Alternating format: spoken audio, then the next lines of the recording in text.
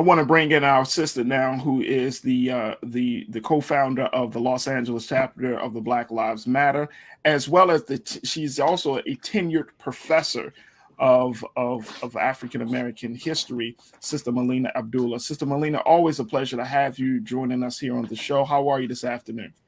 I'm okay. Great to be here and great to listen in, and really appreciate that analysis that Brother Rashad gave, which I think was spot on. I'm also the director of Black Lives Matter Grassroots, which is the on the ground work that Black Lives Matter continues to do globally. So it's our collection of chapters and campaigns and movement work that's going on all around this world, including here in Los Angeles. Fantastic. Sister Melina, first and foremost, I read about what happened to you at Cal State, you being removed by force by LAPD. And this was happening, and Keenan, if we want to show that video, brother, please. This was happening during a mayoral event where there were a number of protesters out there because they were protesting, saying that all the candidates at this mayoral event was not being represented. And as a result of that, police decided to take you into custody and others. And we show this video right now, Sister Melina. Tell us what was going on. What led to you being removed? What led to the fact that, it didn't seem like there were anyone that really came to your aid? So let me give you the moments before the violent removal, my violent removal. So you got what happened, what people captured outside of the event, but inside the event, it was in a student union theater, which accommodates about 192 people. There were less than 20 folks in. I've been a professor at Cal State LA for 20 years. I teach Black Power. And I had my students there, and I told them there's a mayoral debate. We're going to go, we're going to analyze it. We're going to talk about what it means that the first viable Black woman candidate is running. And they were denied entry, but I've been there 20 years. So I know every entrance to every building. So I just walked around and walked in through another door and sat in the theater. And as I was sitting there, the director of the center that was sponsoring it walks up to me. I've also known him for more than 20 years. He walks up and says, "This is a ticketed event." I had on my mask, so I took off my mask and I said, "It's me." And he doesn't say anything, but 20 minutes later, it was actually campus police come in.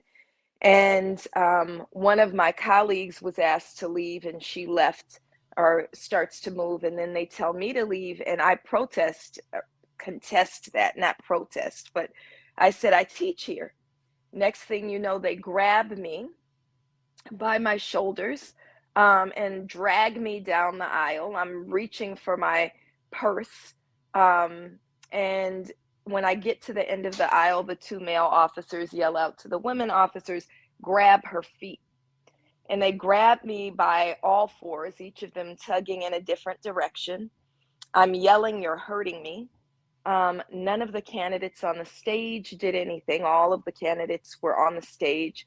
The director of the center doesn't say, "Hey, leave her alone." They actually carry me through the building. And why it looks like no one came to my aid is because about 50 folks were trying to get in through the front door.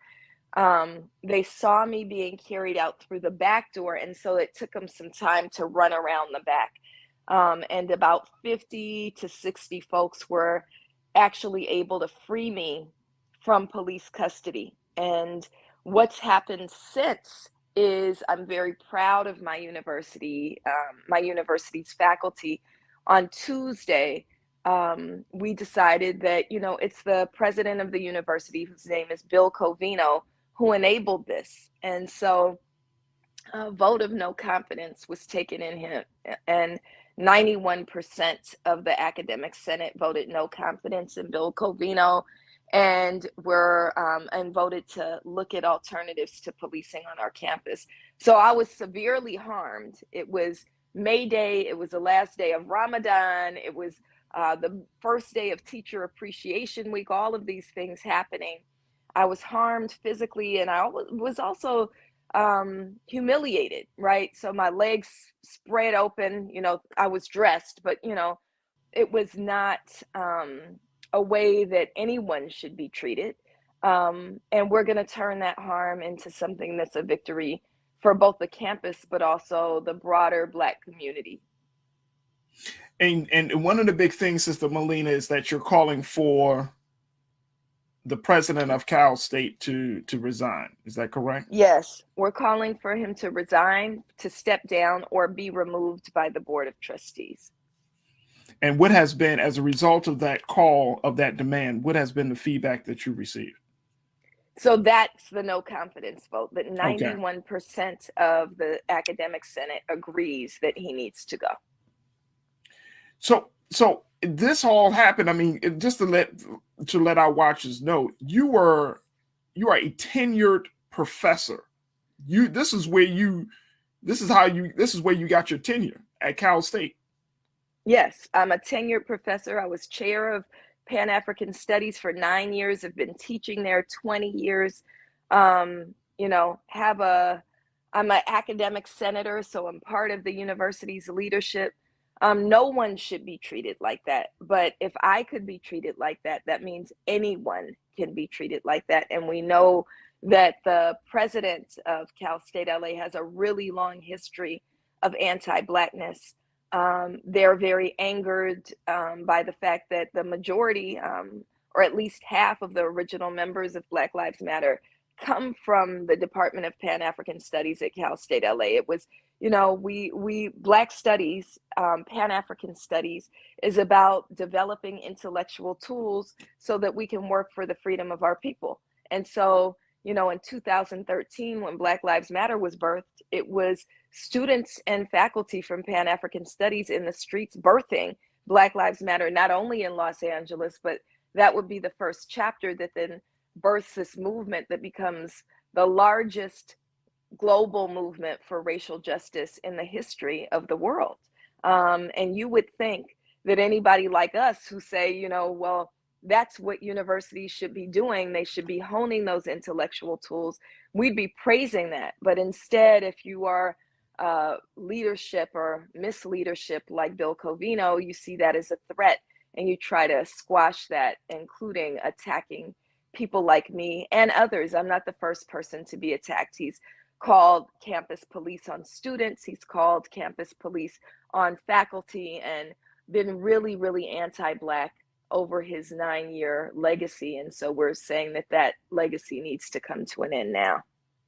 So there were, I mean, this was a mayoral debate. You had some of the major candidates running for the mayor of Los Angeles, President Karen Bass and others. What did they do while this was all happening?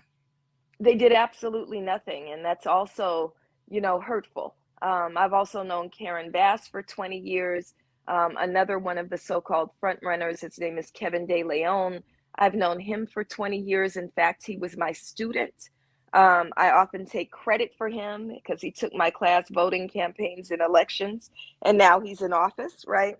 These are people that Karen and I communicate on at least a weekly basis. And so I actually, as I was being hurt, I said, they're hurting me, and I called both of them by name, and neither of them lifted a finger or said a word.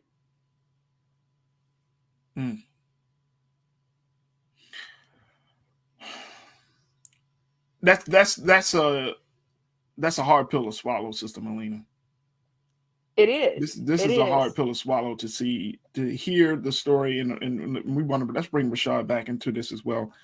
To hear this story, and it's a very hard pill to swallow. Like, there's one thing that you can disagree with a person, on their ideology or their philosophy or their, when it comes to, certain issues. But it's another thing when things get physical, especially for Black women, when Black women are involved, that no one has done anything. I read, Sister Melina, that there were about 50 people that were in attendance for this debate. That this wasn't, even though it was in a big venue, that there weren't a lot of people there. Did anybody come to your aid while this was all going on? So there were about 50 people outside who then Okay. locked out of the event, but inside that theater that seats 192 people, there were about 20 people, and that includes the candidates and the media. In fact, it was so sparsely attended that I heard the cameramen who were standing behind me going, "Where is everybody? Where are all the students?" And the truth is, the students were locked outside. Wow. Wow. Yeah, this just listening to our sister one, I want to say, we see, we recognize, and we honor you for your work. And I'm fortunate that you had to go through this, but thank you for standing in whom you are in your work. It sounds like much of a powder keg situation that it was brewing over years, but it had to take this one particular incident to move things and have these courageous decisions that should have been addressed years ago. So, but thank you for being, an unwarranted martyr. And I think most of the time, who acts to be a martyr in that work. But I'm grateful that you're still alive and you still be able to give your voice to the unfortunate circumstance. But being the change agent and the champion you are for us as a community, thank you for still staying steadfast in your work. Um, but what gets me is these 3 points as I'm listening to your story.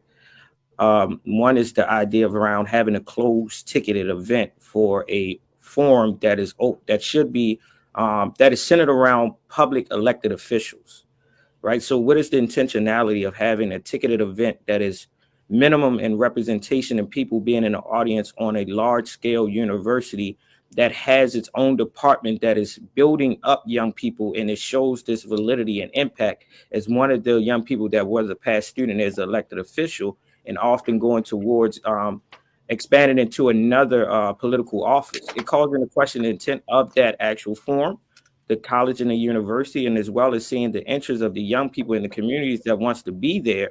Why not create space for them to hear the same person, if elected, that will have the pen and power that directly impacts their community? And that is an issue that we have around civic engagement. If we are going to be civically engaged people, we need the Mm-hmm. space to do so, to hear directly from those people. And the second one is when they see these situations happen and you have a interpersonal, intergenerational relationship with these elected officials that are serving or are candidates to serve in position. When you have these incidents that happen in real time and you see them not show up and use their power and influence to address or be resolute in that manner, it makes you question what would they actually do once they are elected. Mm. And the third part is with our sister, with anyone that understands or have went into higher education knows that getting a tenure position is not easy at all. It comes with a sense of that person have their own credibility, expertise, and knowing their work and the impact and how it can directly build up the credibility of the institution, but also how they pour into our young people. That this sister has done her work shows for itself. That if there is not any place where an intellectual should feel at home is, it should be on a college university. And to possess and exemplify that power, that skill set, and your intellect, and be closed out of the opportunity for you to exude that, it calls into question the university, and it calls into question, when do we allow and create lanes for our people to show up in their strengths? If she cannot show up in her strength of what that is, and to bring her students in there to implement their skills and what they're learning in real time, is our colleges and university really servicing their purpose? Mm. Sister Melina. I would just, I appreciate all that was shared, and I would just, I guess, underline some of the points that were made, especially the points around the candidates. If they're running for mayor of Los Angeles, one of the things that we saw is after the abuse happened, everybody was outraged, and I'll send you some of the video of what happened inside, because what happened inside was even more horrific than what happened outside, right? And so I'm yelling, they're hurting me, and calling them by name. What the candidates said, Karen Bass and Kevin De Leon said, is They acknowledged that they know me very well, that they've known me for 20 years, and then said, we didn't know that was her. What bothers me is, one, I don't believe them. That I think I'm pretty recognizable. In fact, when I yelled out, I even took my mask off to make sure they could see me. And even though it's a 192 person theater, that's still very small. So the debate hadn't started, they could see. I also have a radio show and have a pretty distinctive voice. So I think they would recognize my voice, even if they didn't see my face. But I think the bigger point is, what if it wasn't me? So what? So what if it wasn't me? What if it was some other Black woman faculty who's saying, I teach here, you're hurting me, and calling for help? You shouldn't have to know that person in order to come to their aid. And if that's the kind of leadership we're looking at, that's not the kind of leadership I desire for the city. I think that anytime someone is being abused by police, especially leaders, should hop in and at the very minimum say, what's going on? Question it, you know? So this situation here, Sister Melina, it just continues to add to, you know, the trials that Black Lives Matter has been under, where there some people are losing their, you know, with the alliances that were made over the past decade, are starting to, what some people would say, are starting to kind of fall apart, because some people say, hey, BLM is still, you know, saying this and that, but the reality is that, you know, the conditions of Black communities and other folks, things aren't really changing. The latest controversy around how the money is used, so people are saying, well, why should we help them when they seem to be self-serving? And I, you know, and I wanted to bring you on because, one, I wanted for you to tell your story unapologetically and unfiltered, in an unfiltered way. But then two, you know, how should people start to look at the work that you're doing as an individual, as a Black woman activist, as a tenured professor, but then looking at the work that you're doing as part of this larger movement? You know, how do people, you know, what do you advise for people to do, or how to look at this situation and say, well, okay, well, Sister Melina was hurt, but I don't like Black Lives Matter because of A, B, and C.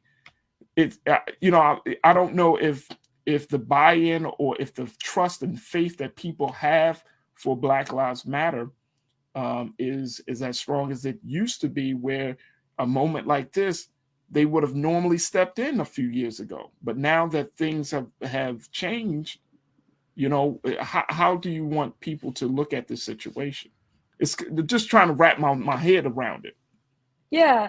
So I do want to say that, as terrible as it was what happened to me, people did step in. And again, they wrestled me, literally, physically wrestled me, at great risk to themselves, away from, you know, the police who were trying to bring me harm. So I want to lift that up, and I want to say, if there's beauty in anything, there's beauty in that. I also want to say, of course, we've all witnessed what's been happening with the assaults on Black Lives Matter. And I really, again, appreciate Rashad's grounding in Black political history, right? If we think about any movement for Black liberation, so Black Lives Matter is not about, you know, okay, there's these systems, we want reform. We're saying that these systems were built in order to bring harm to Black people, right? Prisons descend from plantations, police descend from paddy rollers. There is no reforming that, right? We have to completely reimagine systems of public safety and invest deeply in systems of care. We can't think that by moving police into our neighborhoods, that's going to be the solution. In fact, as a Black mother of 3 children who lives in a Black neighborhood, I don't want police living in my neighborhood. What I want is strong neighborhoods where, you know, everybody has the resources that we need, right? Where the community is nurtured, where we have food and good jobs, those are the things that we need. And when we say that that's what we're advocating for, that's what we're fighting for, that's what we're putting our bodies on the line for. And now, with people having poured money into Black Lives Matter, we actually have some resources to do some things. That is a direct threat to white supremacy. And so, of course, we're taking on the full-on backlash of those who want to maintain a system that brings us harm, that exploits us for their benefit. And so much of what you're seeing in terms of the assaults on Black Lives Matter, if you think about the outlets they come out in, these are not real media sources. So the Washington Examiner is not the Washington Post, and the New York Post is not the New York Times. So people need to be a little bit more savvy about who's putting what out. We also need to be thoughtful about, some of the attacks around, did Black Lives Matter buy a property? Yes, Black Lives Matter bought a property. You know who else has property? The Red Cross, the American Cancer Society, the ACLU, virtually every organization that has any resource, including Black organizations like the NAACP and the Urban League. This is one of the ways that we sustain our dollars. And we need to remember that even though tens of millions of dollars poured in 2020, that was unprecedented and it may never happen again. So it's our duty to make sure those dollars stretch. And I'm saying that as one who's actually not on the money side of Black Lives Matter. I'm the director of Black Lives Matter Grassroots, which means I'm the movement side, not the money side. But I'm saying that I understand the need to stretch those dollars so that we can continue to do the work on the ground. And I think that our pushback as Black people who want freedom for our folks has to be, look, we need to deeply invest in this work. What's happened over the last 8.5 years, Black Lives Matter was born July 13th, 2013, the day that the murderer of Trayvon Martin was acquitted.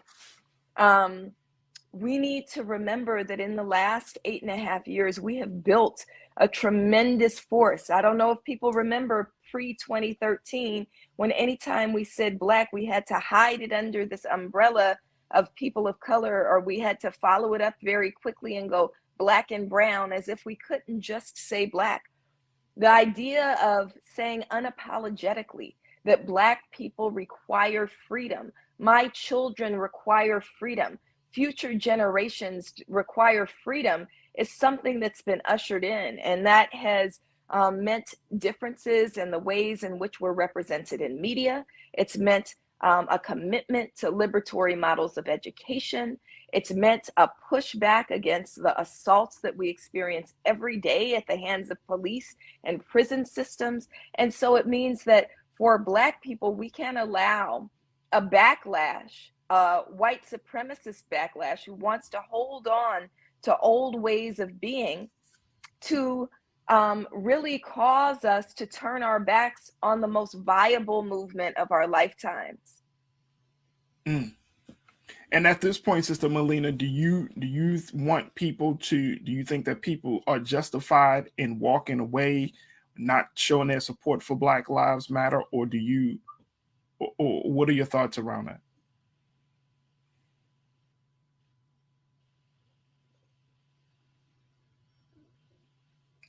Sister Melina? We have a protest in front of the Police Association.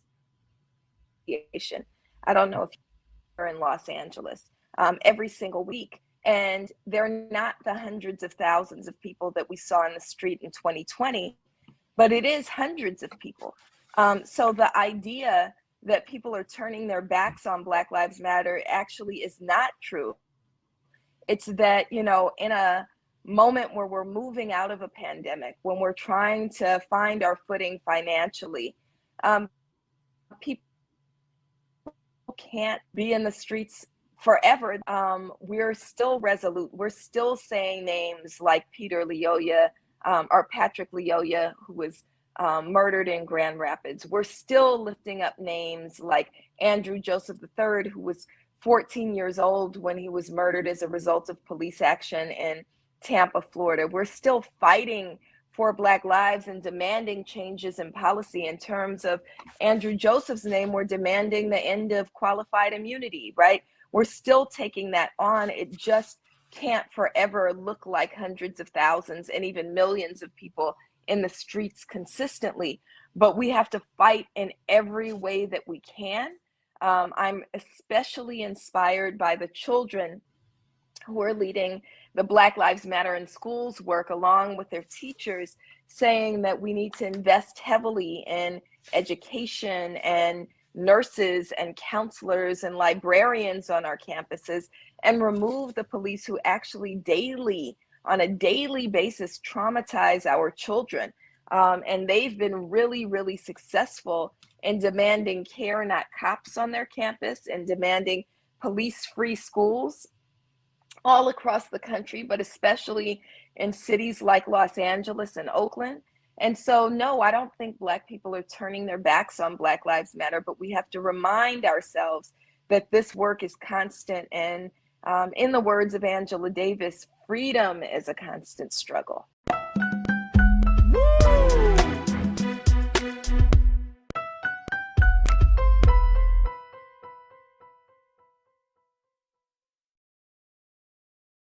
Elon Musk, who is the SpaceX and Tesla CEO, said that he would allow former President Donald Trump to jump back on the social media that he is working to buy and to fully acquire, the $44 billion social media platform Twitter, where the former president, was permanently banned from the social media site as a result of what happened on January the 6th. Now, Mr. Musk has went as far as to say that he thought that the decision to ban Trump on Twitter, on this platform, was quote unquote morally a bad decision. He said that. And he spoke to the co-founder of Twitter, Mr. Jack Dorsey, and the CEO, and they both agreed that Twitter should not support permanent bans on accounts unless it involves bots or spam or scams. Yeah. Now again, former President Donald Trump was banned from Twitter. It was that decision. And the Twitter cited the risk of further incitement of violence due to what happened on January the 6th. I want to bring in our culture crew on Tuesdays. We are joined by Lise Winnie, host of Millennials Anonymous podcast that can be heard on all podcast streaming platforms. And we are also joined by Iman Heath, who is an activist entrepreneur as well. Iman, Lise, always good to talk to you on Tuesdays. How are you ladies this afternoon? I'm well. How are you? I'm good. Iman, good to see you again. Right. I'm better. See my eyes. So this was the big breaking story that's happened that everybody is talking about around the country. And I think, Lise, I'm going to start with you. I think people had an inkling that this would be Elon Musk's stand, like this would be his decision. But we were all kind of waiting, trying to say, okay, is he really going to allow him on or not? But what do you think that Elon Musk would say? I know he says that it was a morally bad decision. What do you really think is behind this? Is it the fact that President Trump said that he would stay initially just a few weeks ago? He said, look, I'm going to stay. I don't need Twitter. Even if Elon Musk allows me back on, I'm going to stay on my own social media, Truth Social. Yeah, and I think he will. I think for a while at least, Donald Trump is going to stay on Truth Social because it only makes sense. Like, you can't have your biggest following on Twitter. He's not making any money off of that. When it comes to a moral stance, now, here's the thing. I know a lot of people are upset about this. And Elon Musk, if he is, I don't know, is the deal final? Because technically he still had to get some extra financing. So I don't know if the deal is final. But if it is final and he is the owner of, of Twitter, it's a private company. He has the right to do that. If he wants to allow Donald Trump back on there, he did say that if there are certain tweets and posts that shouldn't be seen, they should be muted or deleted. but not necessarily ban the person altogether. He was concerned that you're alienating a bunch of people. Elon Musk is about money. Have you seen what he has done with cryptocurrency? Anything that he says is like, oh, go buy this tree coin, and then people go out and buy it, and then he pulls all his money out. Like, he's about the money. And if you're alienating the middle half of the country, you can't sell ads to them. So I think a lot of this has to do with, he's a businessman.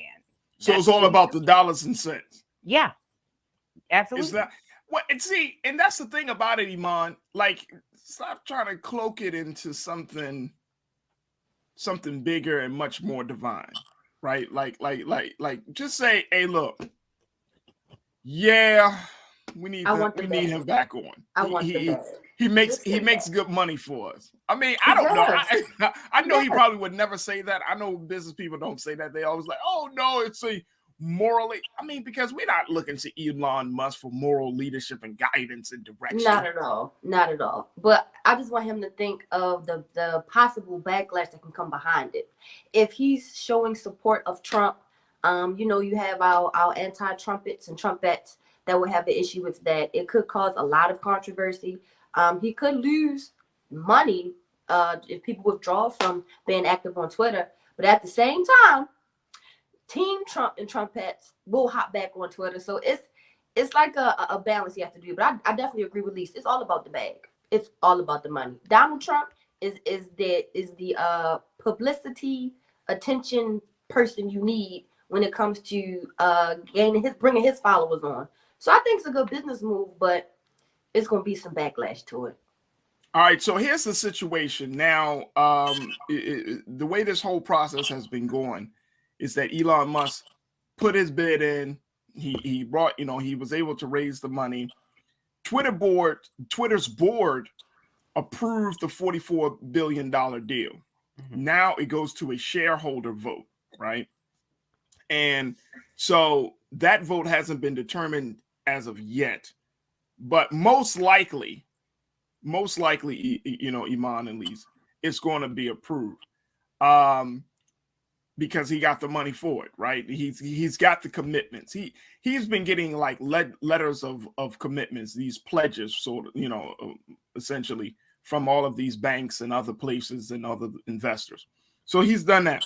But the thing I think is very interesting is, I think it's more, and I tend to think that, yes, this is a business move, because even though Truth Social has not been doing very well, keeping one of the biggest loudmouths on social media off of your platform onto another platform, you want to intercept that, right? Like, so I think he knows that Donald Trump says, oh, I'm going to stick to my platform.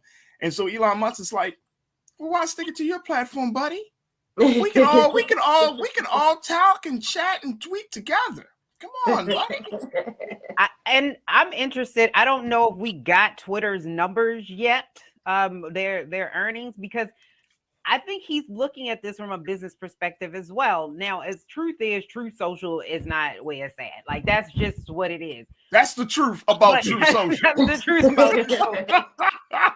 But when you look at how fast Twitter accepted his bid, have you ever seen a company that's doing amazing? Go try to say, Coca-Cola, I'm going to give you $20 for the whole company if you sell it to me. And they go, okay, don't you go, wait a minute. Like, it wasn't nobody else. Like, I think he's thinking about that now. So in order for you to make money off of social media, you need to have ads. You have to have people. We are the product.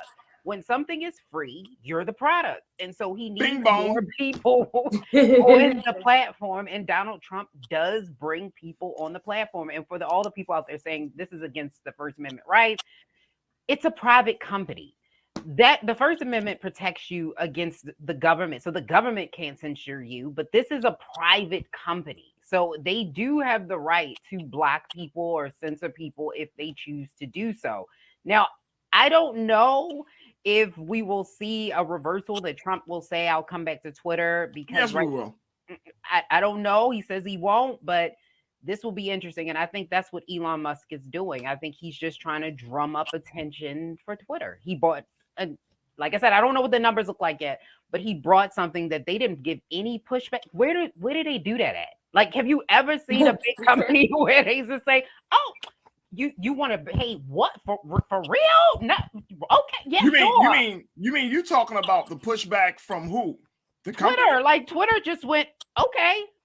Like, well, he they put had a initial number. pushback. Remember now, when he said he wanted to buy the company, they tried to create a situation where it'd be very hard for him to do so. Like they put a cap, I think, on the number of the amount of stocks that he. They didn't want him to have control over it. They didn't want him to have control of it. It wasn't the money though. That's the part where I was like, really? Okay. Like there was no one else trying to bid for Twitter. So usually when you have companies nobody, like this, please, people nobody pulling out $44 billion out the back. He didn't even have $44 billion. Didn't he have like $3 billion in liquid assets? The rest of he it had is $3 billion. stocks. He got I mean, the band is going to space. He put 8 to 9 billion, if I'm not mistaken. He took out 8 to 9 billion from his stocks with Tesla, and he put and pretty much put it up on Twitter as well. Risky. So he's putting his own money into the conversation, right? Mm-hmm. Then he's gone to investors, some of your major top banks, and he's like, "Oh, okay, cool, we'll do it." So it's all about that, but it's still and it may not be a sweetheart deal. I mean, we've been having this conversation about whether Elon Musk is really going to make Twitter profitable, because that's the big thing, like about social media. Yeah, it could be all of the other stuff, but it has to be profitable in order for it to win. And what Jack Dorsey and his team has been able to do is make it profitable. Now, once they got into the space of, trying to moderate the content and trying to deal with bad actors like Donald Trump and other folks who use the platform to create violence or to incite violence, then it's kind of like uncharted territory. You never had that. And I think that's what we have to keep in mind. He's going to have to balance between freedom of speech and not harping on that portion so much as to have some type of boundaries or control, because to have a free Twitter, or be able to tweet whatever, however, and say whatever, however, it still needs to have some type of boundaries, because again, that can incite a community of violence, that can incite more rage and more divide that we already have. Like, to think of the things I know on Facebook, you can't even type the word gay. You will go to Facebook jail typing the word. So it's certain boundaries I think that should be had. No one should be banned, but he has to be careful not to take the freedom of speech thing and blow it up too far. Because people, y'all know how people go. It'll go completely left. Racial slurs, ignorance towards the LGBT community. It'll open a can of worms of a lot of things that we really don't need at this time. We're divided enough. Well, see, that's the thing. Again, if you're using your social media platform as a space to as a moral compass, like that is totally to me, that's not even what people brings people to Facebook, Instagram, Twitter, and all of that. Nobody's looking for these spaces to be a moral compass. They just want to talk. All. It's drama. Everybody wants to post drama. Pictures. I mean, you know what I mean? Like, when Boosie said what he said on Instagram, he blew up. Yeah. So it's people go to the drama, and that's another reason why Elon Musk is he wants to bring on Donald Trump, because people run to the drama. It entertains us. It's entertainment. Yeah, I think he wants popularity in the space of social media. It is very hard. Every day something else is popping up, whether you have TikTok, something else, and this one and that one. So you have to constantly keep people's attention. If I'm being honest, Twitter's the one place where I just I can't, the retweeting of the tweet, it's just like algebra to me. Like, I hate Twitter. But I mean, it's where you need to be. Like, if you really want to reach out to a company or something, this is where all the cool kids hang out. They hang out on Twitter. So you want to have the most popular. It depends. I don't know, Lise, because I understand why you would say that, but I don't know, because I know there are a number of, Generation Xers, millennials that are like, Twitter's for old people. Twitter's for politicians entertainers, and corporate America. It's not Are we the for, old people? It's not for. We old. It's not Well, for I'm the, old. the You're quote not unquote old, but regular I'm man or old. woman. Yeah, I don't think that. I think if you want to be seen by a company, like if you want them to get, you want to get their attention, you need to be on Twitter, not on Instagram, not Right. on Facebook. You want to be on Twitter. So that's what I mean by the cool kids, even though I don't really believe in this hierarchy of society that we've created.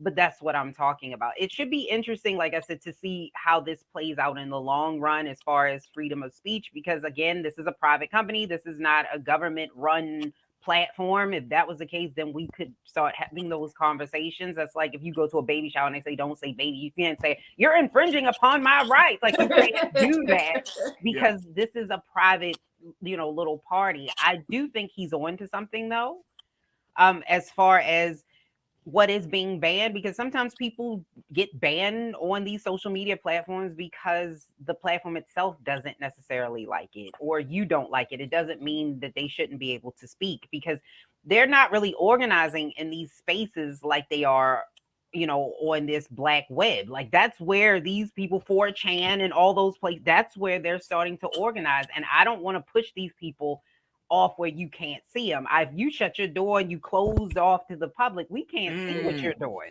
So that's my concern as well, because at least these platforms are somewhat monitored. You can somewhat track it. So if somebody puts something on there, at least you know who said it. Now we do need to get rid of the bots, but all right. I'm gonna get to that point, Lise. Okay. I'm gonna let you have that point. But I have a big butt. Not like, of course not like, but I have a big butt. Okay. Do you? You got a yes, big butt? I You do. cannot lie. On? You got a big butt. You cannot lie. Because look, look, I mean, you got this stuff. Like, I don't know what's on it. I don't know what's on your timeline, or like you say, you detest Twitter. When I'm on Twitter, you know what I'm saying? I'm coming across all types of people, right? Mm-hmm. All types of people, different philosophies. And I don't want to see that. I'm going to be honest with you. Like, I don't want to see racist hate speech. And I don't want to see that. Like, that's not good. Look, there was a New York Times piece, and I think we're going to talk about this on the show at some later point. But they just, New York Times, they just put out this article saying the impact of social media on adolescents and how they view the world. And I'm like, and how basically social media has negatively affected young people starting from the age of 10 all the way up to 18. I think the same thing can be said for adults as well, for us, that once we start to consume, and as much as we like to truly believe that we are all quote unquote strong and that we can all make, rational decisions and we can all have clear headed and judge and, we're not judgy and all of that. Like, there is something that once somebody says something, or once you read something that is disparaging, racist, or very offensive, it does mess with you. Like, we got to be real about it. Like, it gets to your psyche about this human being, who this human being would, like the person, like the community that this human being is coming from, the world that we're all living in. It messes with you. Like, when I hear racist speech, it's like, damn, this person really think like this. Yeah, but I think on Twitter he says with the bullying, he's going to get rid of bullying. You can't do that. Then how you wait a minute? Yeah, how can you control? How you doing that and then you allow Donald Trump back? I see, because this is what he said. He was going to try to pipe down on the bullying on the site by muting and deleting those posts. So even though Donald Trump may be on there, we might not see anything he posts anyway, because maybe they'll all get deleted. We don't know. But they're saying that that's what they're going to be doing. So it's not that they're going to ban people, because you can't completely ban a person. He was saying that taking away those tweets. Now that to me seems impossible, but that's what he's saying. Yeah, because the question is who controls what gets deleted or what gets muted, or what are the guidelines to having your tweet deleted or muted? Like, it's too gray. This is way too gray. It's too gray, and it's too risky. Like, the country is not at a good place right now. Like, okay, for example, today is Tuesday. Right now in Nebraska and Wisconsin, they're having their primaries. Both primaries, Donald Trump endorsed candidates for those respective offices in those two states, right? If Donald Trump's candidates win, then it adds to the level of influence that he has on the GOP. We know that. He's allowed back on social media. It opens the door for even more stuff. And that's the part about it. I want to share this is what Elon Musk had to say about this whole idea of democracy. And this is why this is like I don't know whether this is just BS or this is something. But Keenan, let's post this quote, what he said about democracy and free speech. He said this, folks, and I think this is really interesting. He said free speech is the bedrock of a functioning democracy. Keenan, we could post that. He said free speech is the bedrock of a functioning democracy, and Twitter is the digital town square where matters vital to the future of humanity are debated. I don't agree. I completely, honestly, I don't agree with that freedom of speech, because when you start censoring people, you too can be I think that's the part that people are not realizing. If you start to censor people, right, you too get wrapped up in the censorship. I know a couple of people that saying I'm blocked on Facebook and I'm blocked on Instagram, and because I just said this, like, you know, Iman just said, if you type in a word, they will automatically block you. So you too get banned. So then it becomes who does get a chance to speak. And so we do need to hear, because like you said, you don't want to see it on your timeline. The benefit is you can kind of unfollow people so that those things don't come up on your timeline. But also, it doesn't mean that the people aren't saying this. I would rather know this is who you are than to be in a job interview I get it. Sitting in there with but you and not know. But see, is that like with Donald Trump, the way we already know who Donald Trump is. After 4 years of having him in office, dude, I know you well. I know you well. Matter of fact, I know you so much that I know you're gonna be like, you told us a couple of weeks ago you're not coming back on. You lying. You coming right back on this piece. You know you are. Stop playing. You're not getting the same type of response. You're not getting the same level of follows and followers that you're getting on your own social media platform. Stop lying. You lying.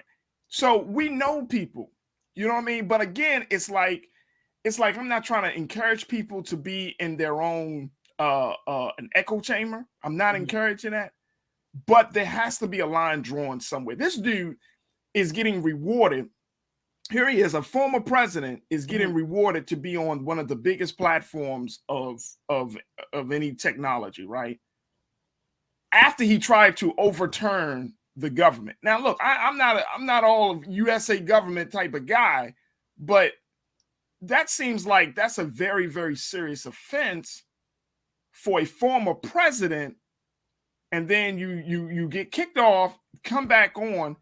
But Twitter is not the government. This is not twitter.gov. This is twitter.com, which means that this is owned by private institutions, which means that they have the right to say, hey, he can come on here. He can speak on here, because it is not run by the government. And I think a lot of people are not seeing that. Like with the freedom of speech, it is a private corporation. Like when people get mad at TikTok, I was like, it's a Chinese-based, like there's but so much you can do. When you go on these companies, you sign up for their policies and procedures. None of us read, because none of us read them, that they have the right to, one, your information is theirs. Okay, because they're going to sell it because it's free. So they got to sell something. Twitter is not as big on ads. So you know that they have to be giving information somewhere. You know what I mean? So all of this matters when you're talking about who gets to speak and who doesn't, because these are private corporations. You don't want somebody coming down and saying, hey, on the Black Star Network, you can't say this, because this is owned by a private corporation. That's kind of, it's a double-edged sword. Look, let me just break it down to you. Facebook, 3 billion monthly active users. Instagram, 1 billion active users. YouTube, 2.3 billion active users. Twitter, which is one of the is number 14 on the list, underneath of Pinterest, Tumblr, and Reddit. But Twitter comes in with 225 million users. And if you allow Donald Trump, he's probably going to add a few million. I get it on a business side, but there has not been any consequence or any consequences against this guy. And I'm all cool with that. I'm cool with no consequences against Donald Trump. mm-hmm. Don't bring consequences on this side to us, though. Right. Don't go hard on people, you know. Don't go hard on anybody else if you don't go hard on Donald Trump.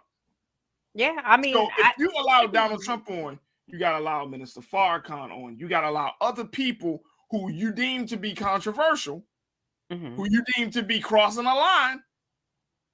You got to allow them back on. If that's the way it is, if this is the digital town square where everything is of great importance is being debated, you got to allow everybody back on. I don't know if they're all banned on Facebook or if they're banned on Twitter, but I think his goal is to get everybody back. Like on Facebook, I know Alex Jones of InfoWars is banned. I'm pretty sure if he's not on Twitter, he probably will be allowed back on Twitter with all of the things that he's put out there, the fake information that just he goes with. So I'm pretty sure that's what will happen. But again, we as Americans, we as the consumer have to have some level of discretion of what we know is true. We have to be able to discern between this is true, this is false, this is bad. And we can't allow the private corporations and companies to be the one that tell us who can speak and who cannot. No, we're not. We know we're not. But I think to that point, these private companies and corporations are getting are getting our data. Mm-hmm. In some ways, they're getting our dollars, right? We're paying for it in some way, some other way outside of money. Mm-hmm. But more importantly, if these companies are supposed to work in the best interest, like, let's keep it real, we might have to have a different conversation where these social media platforms are set aside or they're in a different category than your normal corporation, because they're dealing with telecommunications, they're dealing with bringing people in, like their whole business model has to be seen as different, mm-hmm. rather than what you would normally see from like a company like General Motors or you know what I mean, like a Coca-Cola. They have an ethical, I think a bigger ethical or moral standard that should be put on them because of the amount of contact we have with these social media sites. Yeah, I agree. Yeah.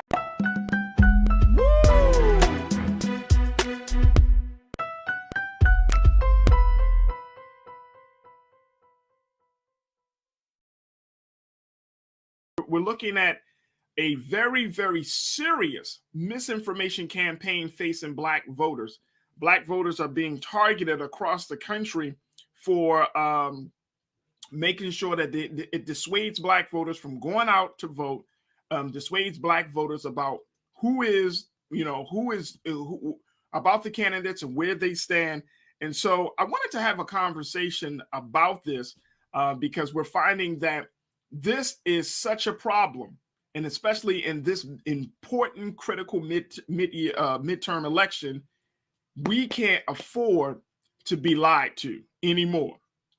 So I wanted to have a discussion about this, and I'm going to bring in Culture Crew member Rashad Staton, who is a nonprofit organizer and community leader, and get his thoughts on this. Rashad, thank you so much, brother, for checking in and being a part of the discussion.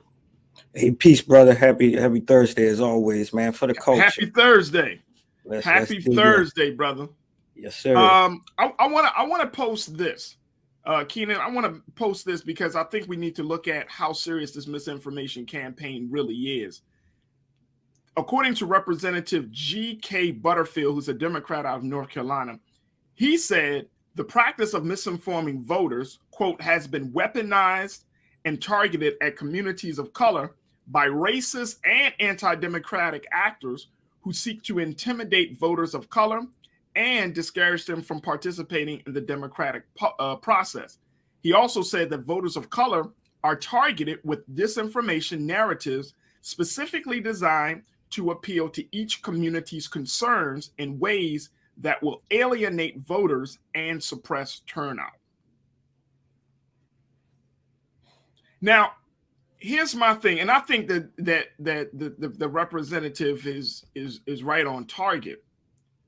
But I also think, Rashad, that, you know, asking people to vote at a time like this, where some people feel like their interests aren't being addressed, where they feel like their grievances aren't being taken seriously, that it's not the low numbers or the turnout is not just about the information that people may read about or see on social media or anything like that.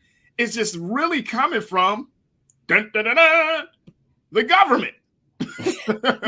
People are just not happy with their government. Yeah. I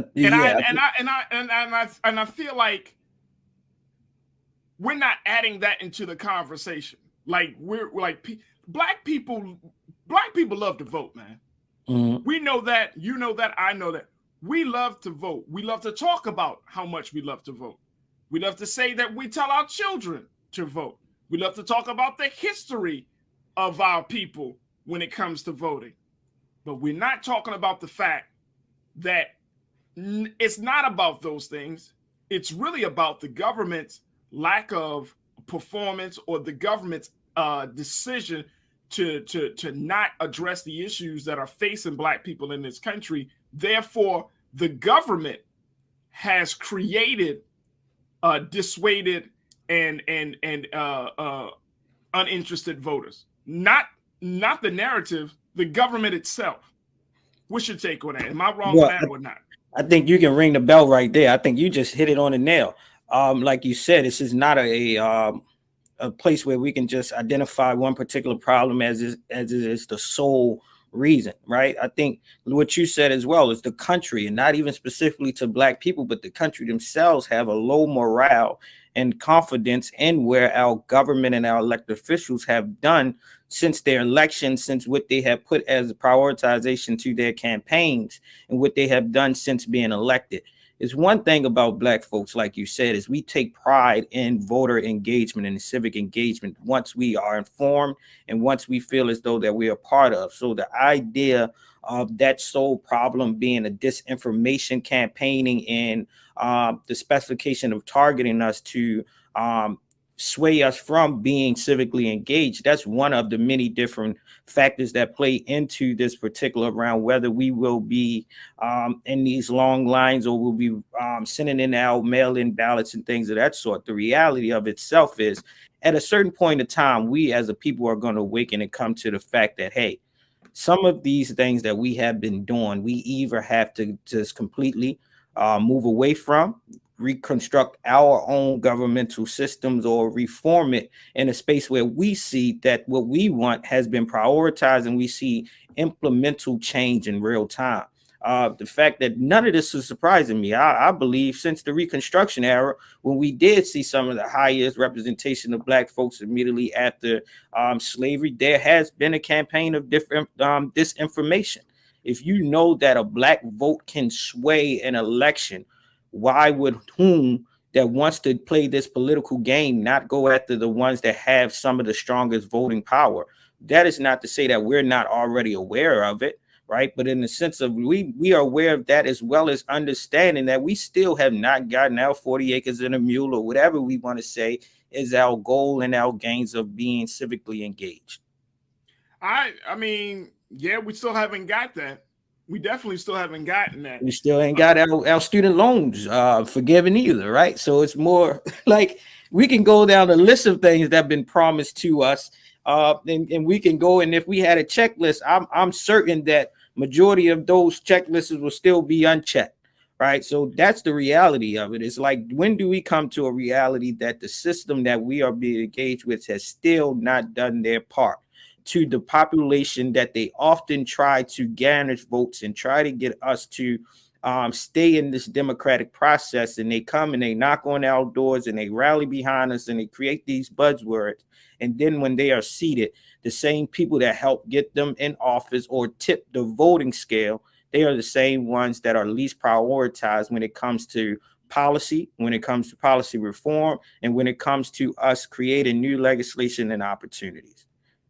Let me just share this with you, folks. Since 2020, according to the Brennan Center for Justice, which is a nonpartisan voting rights organization at NYU Law School, legislatures in 49 states, Rashad, have introduced more than 400 bills that Democrats and other critics contend would restrict access to the ballot and disproportionately affect voters of color. 49 states, 400 bills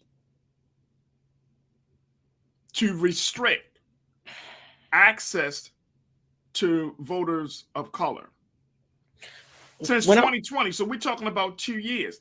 And that number continues to rise. I'm talking about the number of bills continue to rise, even in 2022.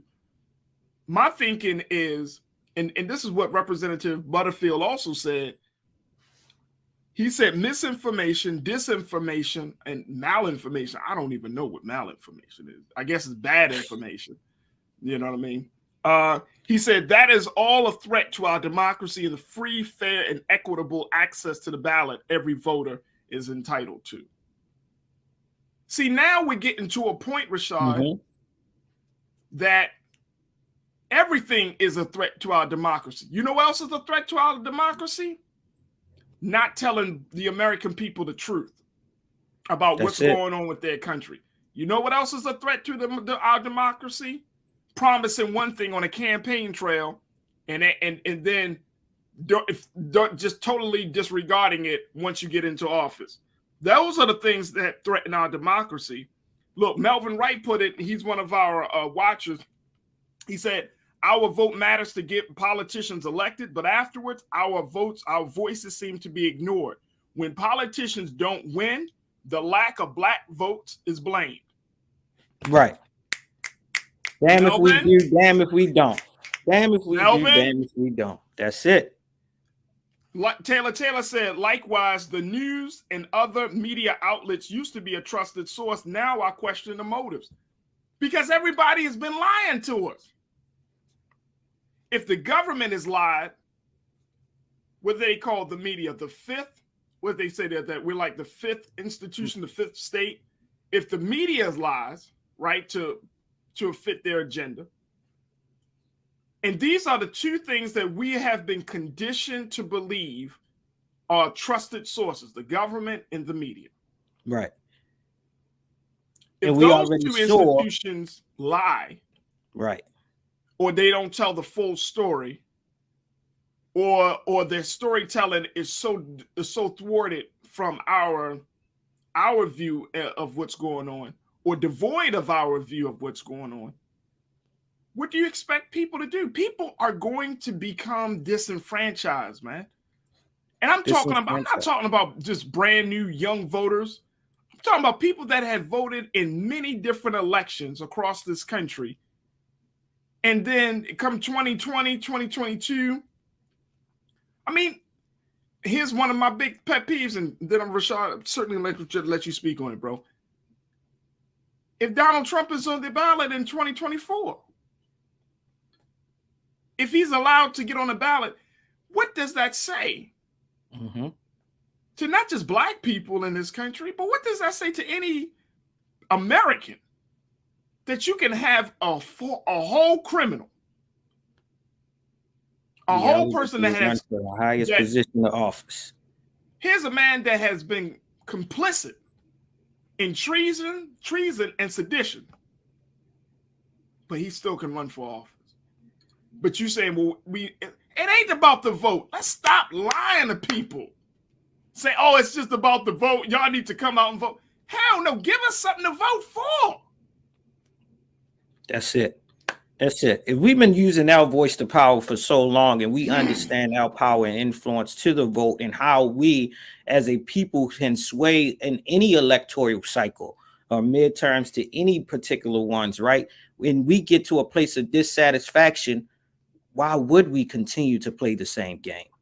At what point do we allow the accountability to go back on those same people that have perpetuated, have actually been a part of disseminating the disinformation, and say, look, this is on you all. When it comes to the vote, and we've been voting and we have been keeping you all in office, or we have swayed how the offices go, and we step away from it and say, hey, you all have not done your part. You all have not been accountable to our needs. So we're going to step away from it, and you all elect someone, but don't try to victimize the victim. Don't try to play the game on those that have become socially aware, politically aware that, hey, you all have not done your job. The disinformation one, of course, that leads to disenfranchisement, but that is something that we have always been in existence in, of not being as politically aware or understanding our political power as a community. But we do know that when it's time to vote, that we'll stand in those long lines, that we have risked our lives, that we have put other people's priorities above the priorities of ourselves in the betterment of this country, and hoping that we will be a part of these new legislations and policies, that it will make the whole country much greater in itself. But we have not seen that. We have seen this continuous cycle of a political game that has played game on us for far too long. And one thing about this information that's shared in this article is, not surprisingly, a lot of information when we come to a reality that, hey, this country and the media is finally starting to recognize and tell the truth about all the mishaps and all the misfortunes that they have imposed on us. None of that is surprising to me. When I read articles like this, I say, I'll be goddamn about time you told the truth, because we already been living it. Right. So that is one. But the thing is with this, Faraji, me and you know this because we've been doing this work for so long. We go out every single day, and this is a platform like that has working, that works tirelessly and diligently to provide factual information in a space that is digestible for our people to receive it, employ it, and implement it in their daily lives. Even this recently, I had a conversation with a member in my own family about our gubernatorial candidates in the state of Maryland. And the conversation that was one of their strongest defense was disinformation. But I had to be intentional on how to discredit that information, that it doesn't sway them completely away from the candidate that they didn't know was probably the best for them. Right. So it was one is like, all right, where did you get this information from? And what point did you go and research this information to find out if it was true? Is there other narratives out there? And if you decide to not to go with this candidate and go for someone else that you think is the best of the least evils, what priorities or what track records do they show that they will probably be of a better fit for the benefit of you personally, your community, and the outcomes of this future? We know when we employ you on the grounds to increase voter registrations, to support certain campaigns, and to create campaign messaging, we know that we have to be even more intentional around cultural relativity, information, and making it cool that they can understand that politics is as usual as us just having a conversation and exchange about what we want. This information has been in existence and perpetuating Black votes since the Reconstruction era. We've seen the emergence of it again during the Civil Rights Movement. We've seen it again during the Black Lives Matter movement. And we will see it, unfortunately, again in our next social movements that will be forthcoming, because yet this country has yet to realize and hold a moral fiber that our great ancestor, James Baldwin, has said for many years. Until this country address the moral fiber and hold a moral standard, they will never, America will never take heed of this dream, and this dream has always been alive. The infamous Kiki. Kiki, you always check in. You said we are in a culture war, and y'all keep talking about healthcare and education. All real issues, but they don't care about any of that. That's why we got the show called The Culture, because I don't think anybody, and I agree with you, Kiki, I think that we undervalue how important culture is. Culture being the way that we do a thing, you know, is based upon our attitudes, is based upon our values. I don't think we understand how powerful culture really is. So and I think to your point, Kiki, like if they're playing a culture war. They're trying to redefine how our story is being told. They're trying to play it's a culture war about how to depict us in a certain way.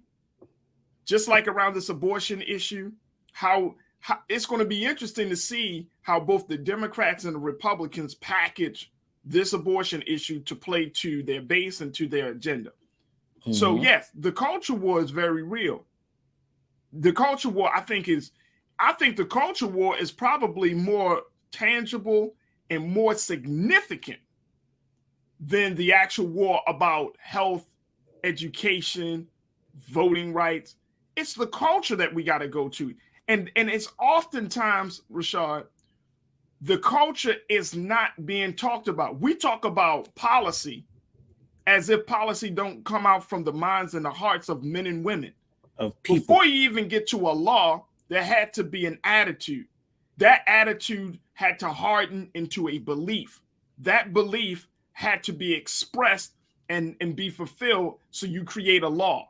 Because based on the culture, if you grew up in a racist household, if you grew up in a space that looked down on people, that attitude is going to be your predominant attitude all throughout life, unless or until some new knowledge comes in to debunk all of that.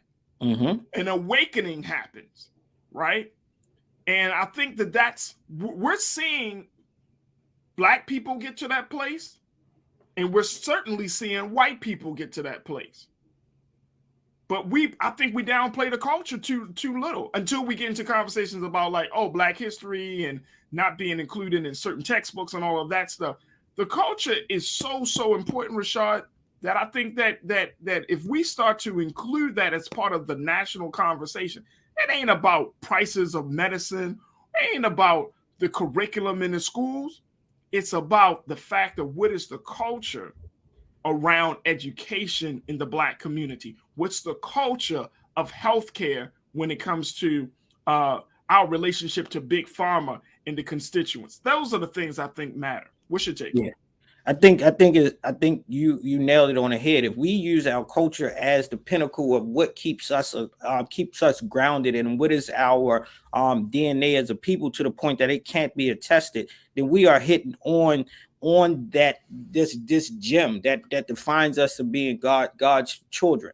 And I think that's powerful, and in which I think that's the name in itself of like the culture for this show. It's because we are often talking about the culture and how the culture dynamically can influence all the different social issues, the social determinants, and the things that show up in our lives. And the way that we perpetuate and live through our culture is how we're going to often try to address the things that is forefront to us. But even when I'm thinking about these, it's like now we have this research that is showing that there has been targeted disinformation, and we know that this to be true. What are we going to do about it? Right. And it's not more of the people that is receiving it on their end, because they're not the ones that's creating it. But similar to what we're seeing every day when we go on our social medias and we want to post anything that's related to COVID vaccinations, or COVID information, the federal government has regulated things that populate and say this information may not be true. And it then sends you to another back-end database or a website that then gives you the credible information that they identify as credible to give you the factual information regardless of who is posting it. Can we get that same type of oversight when it comes to voter information? When it comes to political issues, if we have the capacity to do that in another lane, and we know that this can be just as impactful and it is just as potentially harmful to the people in this country, because this is correlating directly to our elected officials, our policies, and how we show up every day, why can't those same systems be translated into a place of any time that someone being a ghost account or being account by someone that is, I call it the Twitter gangsters, that's just misleading us? Why can't that be debunked by you all placing in another tab below to say, hey, you might want to double check the validity of this information? And then until they do that, then we can, the same thing that's coming from our elected officials that's saying, hey, we know that that's existing. You have not used your political power to balance out that beam. And until we do that and we use these large scale things that we deem as effective in all facets of our life, then we're picking and playing to what we think and have prioritized of what truly matters. And I don't think that they still take the black vote serious. And they can, when the black vote doesn't turn out to swing the pendulum back to the Democratic or the Republican Party, of course they're going to blame us. And at that same time, we should not accept that bunch. Hey, look, if they don't take our vote serious, then we need to really figure out. And I'm not just talking rhetoric here. I'm saying we need to figure out, we can't keep giving up our vote and getting nothing in return. So because what's the point of voting? Do we just not vote? And if we do not vote, will we be okay? If we keep giving it up and you don't get nothing back, it's like being in a relationship, baby. You keep making an effort, but the man or the woman, the person you're in a relationship with, they're not giving you no effort back. They're not showing no consistency. What's the point of staying in the relationship? Better to just be alone and love yourself. Hey, man, I could do bad all by myself, baby. And that's how we got to talk politics. Using cultural language. And I know people want to believe that things can change, and I truly believe things can change. Trust and believe, and trust and know that as a person in my role and position, I'm not doing this because I don't think things can change. I believe so. But I'm also looking at the relationship, and I'm also looking at the way things are currently. If they are not taking our vote seriously, then why are we keep banging our head like, oh man, when they going to take it seriously? When they going to take it seriously? When they going to count our vote? When they going to count our vote? And I know some of you are probably like, well, Faraja, you're telling people not to vote. I'm saying let's look at this and let's be very strategic about this. And how we place our vote. I'm not saying, look, I voted in many elections. My people didn't always, the person I voted for didn't always win. But I'm tired of being in a relationship where we making an effort, and we get subpar effort from the other side. And then we're expected to keep going all out. Yes, sir. Only to get our hearts broken. And I'm not trying to make light of it, but I remember the movie What Love Got to Do with It when Larry Fishburne's character Ike Turner hit Tina Turner's friend in that diner. She said, you only got to hit me once, Ike. How many times we gonna get hit? You know what? I don't know. I say one thing is, and this will be my closing one, is a call to action, right? If we can't hold our elected officials accountable to be in our communities throughout the entirety of their time in position, right? Does not just be on the campaign trail when it's time to garnish the vote, but once you're elected and we see you in your communities, you're still holding information sessions, you're still holding the brief sessions and things of that sort to keep your community informed of what you are trying to push and legislate and push forward for the better of your communities. Then look, when it comes to that space after your term is up and you're going for re-election, you can't expect them to come back out again. And secondly, what we have to do, and that's a call to action to the organizations that I lead and I support nationally, locally, and statewide. We as a people, after gaining and raising the awareness around civic engagement and voter registration, we as community-based organizations, civic organizations, larger institutions have to do our part in keeping the conversation going year after year, month after month, with programming that informs our people of their voting power, that informs them of the political system, how policies are passed, when the House is in session, when the General Assemblies are in sessions, who are actually have power to appoint certain commissions, to fund certain policies, to fund certain educational systems. We have to have that thing. And one of the things is why we're doing it ourselves, for Rogers, while we're continuously trying to activate youth-led candidate forums, right? Because these young people are our next larger voting population. And if they become informed early on, they will make informed decisions as they become older, become more civically engaged, and grow into adulthood. So if we can't change the mindset of those that are elders and those that have become impatient with the political process, we must start from the young. And that's what Frederick Douglass has said. And some things has not been broken. We must build up and modernize those blueprints so that we can maintain and sustain a culture that is beneficial to us as a people. Bro, I appreciate that. And I want to be very clear. I'm not saying to never vote, folks. I'm simply saying be strategic. I think you should vote locally. I think you should vote for your congressperson. I think you should vote. You know, one of our watchers said that jury pools, forensics accountant, jury pools are comprised of registered voters. Yes, you can still be a registered voter. You can vote locally. But if Black people were to sit out this next presidential campaign, this next presidential election, what do you think will happen? I'm just posing a question. What do you think will happen? Now, the midterms, yes, because they're a little bit more closer to home. But the national, I think we should have a conversation about it. I think we should have a very, very serious, real conversation about it. Because I'm tired of being in an abusive relationship. That's where I am. I'm tired of being in an abusive relationship. We have to organize and galvanize our Black political power. And at this point, this cycle that we're in is not doing it. You're not going to empower the next generation. You're not going to bring new people into the fold. You're wishing upon a star that change is going to come. You're waiting on a mystery God that your reality is going to be different. Vote locally, but should we vote nationally?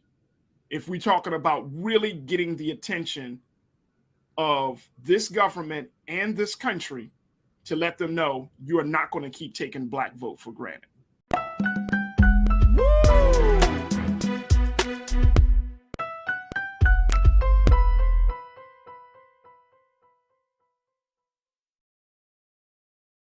So I wanted to talk about this. Lise brought this to my attention, folks. I had one thing in mind, but Lise brought something to my attention. And look, check this out. I was just like, I was going back and forth, like, do we have a big conversation or smaller conversation? But I was like, you know what? Let's have a smaller conversation. This is Lisa's idea. So Lisa shared with me that Walmart has a Juneteenth. They had a Juneteenth ice cream that they released under their brand called Juneteenth ice cream. But it came under their brand of Great Value. If you've been to Walmart, you know the Great Value brand is Walmart's brand. But they had a Juneteenth ice cream, and apparently this ice cream was so offensive that Walmart decided to take it off the shelves, calling for us to ask the question, you know, when you're talking about commercializing off of Juneteenth, like what is the boundary when you commercialize off of Juneteenth? Now, here's the thing about this ice cream. Take a look at that. Look at this. Look at this, y'all. Y'all see that? They apologize for selling Juneteenth ice cream, but let me just say that did we not say that this was going to happen? The moment Juneteenth became an official federal holiday, did we not say we're going to start to see some wild stuff happening? Now, y'all probably thought that this was going to happen on a Keenan, please show this again. Just show a little picture again. This is Walmart. I just wanted you to show this ice cream tub again. What is this? Half a gallon? No, this is what, a pint? A pint. Yeah, a pint. This is the pint of Juneteenth ice cream. And I'm not saying it to be funny. I'm bringing this up because as we get closer to the holiday, we're going to see a lot of people. Look at this. Look at this. I want to just hold a picture there. On the side, y'all can read the side. Share and celebrate African-American culture, emancipation, and enduring hope. by eating ice cream? Yeah, see, here's the thing on this, because a All right, lot of Lisa, people go been ahead. Come on. been going through this on social media, and I've been seeing it. That's why I sent it to you, because I've seen people post this, and there's like two sides of the spectrum. Yes, for the longest time, people have been pushing for this to be a federal holiday.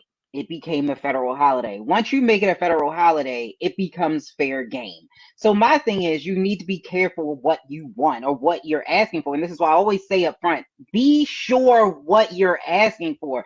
Just like the 4th of July and all of these other holidays that have become federal holidays, even like the commercialization of Christmas and Easter. And no, Easter is not, I don't think it's a federal holiday, but you get my point. It's becomes commercialized and they're going to sell it, and that is what capitalism is. And I think, unfortunately, when we wanted more people to celebrate it and you want more people to see it, this is what's going to happen. It's gonna be sold in Walmart. So people are saying, do we get a kickback from that? Like, do black folks get something as a result of this ice cream being sold? Like, shit, if Walmart's saying we're now introducing Juneteenth ice cream, where we are supporting, black young people, black youth, would it make a difference? Would it be a different conversation? No. If Walmart said the proceeds of our Juneteenth ice cream will go to black youth and teaching them STEM, would that make a difference, Iman? It could make a difference, but I'm trying to understand the concept of the ice cream. Like, let's say they have 4th of July ice cream. They'll have vanilla ice cream with like blue, red, and white sprinkles in it.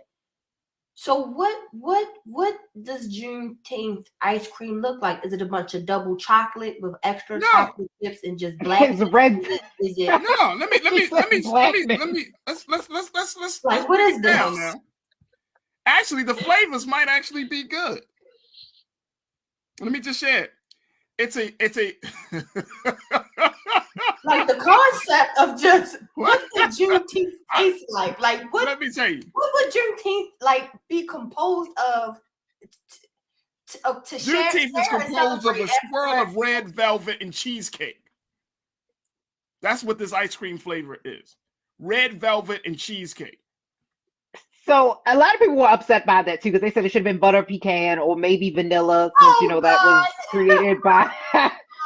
Hold on. What is this thing that black people have? What do we have with butter pecan? I love some damn butter pecan. I hate butter pecan. Do you?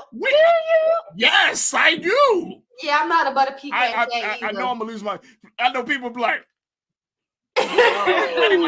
Every time you think about a black person, be like, "Yo, you give me some of that butter pecan." Be like, mm-hmm.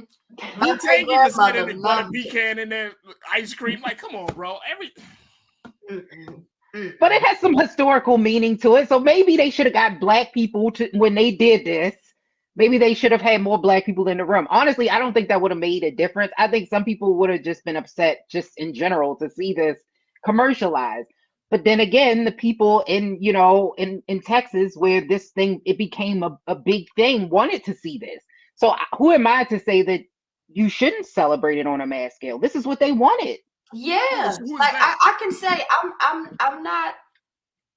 I can't find offense in this. Like, it's like, really? Okay, why? I understand it being commercialized suddenly and celebrated suddenly because it's a federal holiday. That could be offensive, but. Like, I'm not mad at the concept of creating ice cream celebration of Juneteenth. Like, I'm trying to figure out where to be upset at. Like, here's the thing. Like, I think here for me, I think the offense is, if this is supposed to be, this is not just a holiday of ritual. This is like a holiday of historical. It's like a historical moment, right? This is a major, quote unquote, a major time in American history. Correct. Where you're talking about the last of our people who have been enslaved are finally free. That's a significant moment, right? Correct. According to the American history. So what we asked for, though. Like we asked for freedom, not ice cream. That's right. But we people asked for it to celebrate it on a bigger scale. Like if we start seeing Juneteenth flags and how they commercialize 4th of July. But the 4th of July is not quote unquote a black holiday. It's not. Right. So for example, like if we saw, and I mean we see this, I think we see this with Black History Month. I think companies have gotten a lot better in celebrating Black History Month. But if you saw a company be like, hey, come down to your local mattress discounter where we got that Black History mattress just for you, and while you're at it, you can make some black babies. You'd be like, what the hell? We got the dashiki sheets in the back for you. The dashikis, and you know what I'm saying? And then, I don't think this to me doesn't. So the reason why, because good people in Galveston, Texas, they celebrated this on a mass scale there. They really wanted more people to celebrate it. That's why this was pushed for a federal holiday. This goal to push was created and started by Black people. So who am I to say that no? Now, should Walmart have said, hey, let me find a black, now they do have other ice cream in Walmart, let me be clear, that actually is made by a Black ice cream maker.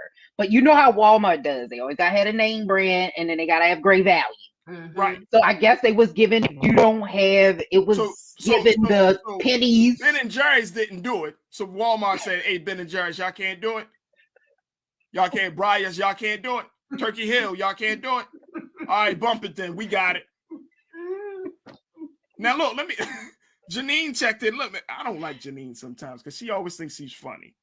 Go ahead, Janine. Janine said it gotta be strawberry chocolate and mint chocolate chip, red, black, and green. Janine, please stop. That combo. See, that's what I'm Janine, thinking. It's gonna be like red, black, and this you going look. This you going to post. Green. Hey, butter pecan from Turkey Hill is the shit. Take his black card. No, it is that. Listen, you don't eat. I'm gonna take Janine, it, Janine. no. I'm gonna take it. Give it to me. I need your mail by Saturday. No I one need likes butter pecan. No, nobody. No, we Black. It's butter pecan. No. Here's the thing. What I think is going to be the problem is that it opens the door. So if you have Juneteenth ice cream, then you haven't seen the napkins and the plates for what's us? happening from being like, hey, we know Black people love sweet tea, Juneteenth sweet tea. I'm glad it wasn't watermelon. Now, if it was watermelon, I would have been like, now, that's where we got to can we check this out, and then check this out, because I love watermelon, so I don't know. Like, I do too. I love watermelon. So if somebody said we having a Juneteenth holiday, sale,